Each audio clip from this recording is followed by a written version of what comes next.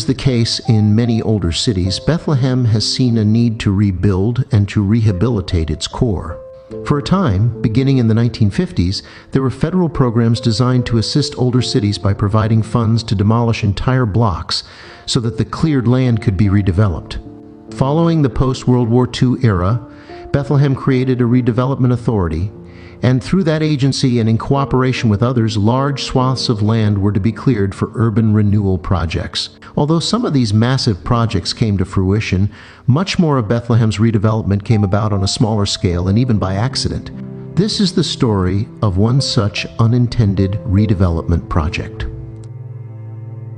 By the 1960s, the Bethlehem Trust building stood at the northwest corner of Broad and Main Streets in the heart of downtown Bethlehem. This handsome edifice served as main headquarters for the bank, as well as a modern office building, home to professionals, including investment firms, insurance companies, doctors, lawyers, and architects. There was even a barber shop and a tobacconist.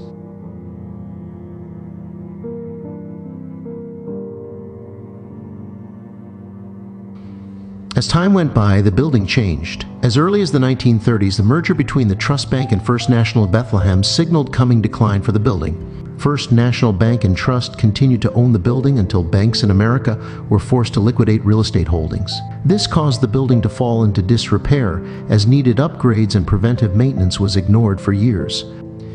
A group of local businessmen purchased the landmark, but failed to keep it up. As more and more businesses moved out, the structure continued to decline. Just before Bethlehem Steel committed to expanding their office needs to 8th Avenue, the industrial giant moved some of their office functions to Broad and Main for a brief time. At one point in the early 1960s, an architect was brought in to evaluate the building for the purpose of bringing the old structure up to code for modern use as an office building. The experts agreed that the cost to do so would be prohibitively expensive. As a result, the building became vacant by 1964. On December 17, 1965, a general alarm fire ravaged the once proud symbol of Bethlehem's commercial past, and the building was declared to be beyond repair.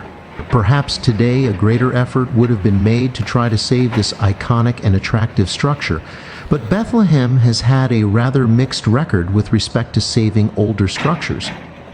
At any rate, the building was demolished, and after a period of evaluation, the apartments we see today were constructed in the late 1970s.